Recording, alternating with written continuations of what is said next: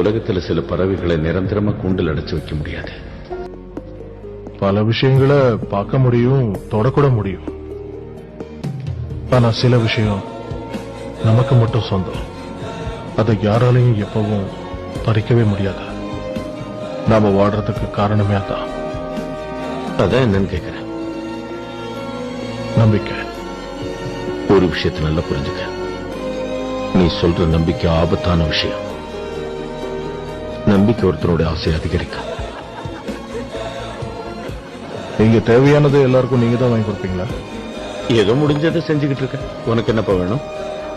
எனக்கு பாறையை உடைக்கிற மாதிரி பெரிய சுத்தி வேணும். என்னது? சுத்தி வேணும்னு சொன்னேன்.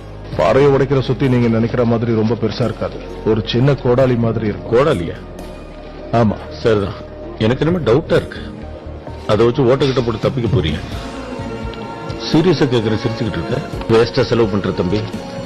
இதை வச்சு ஒருத்தன் தோண்டி தப்பிக்கிறதா இருந்தா குறைஞ்சது 600 வருஷமாவது ஆகும். அவன் ஹீரோயின் போஸ்டர் வேற இருக்கு. உங்ககிட்ட சொல்லலன்னா இவகிட்ட சொல்லிருப்பானா? எப்படா உள்ள இருந்து அவன் தப்பிச்சு போனான்?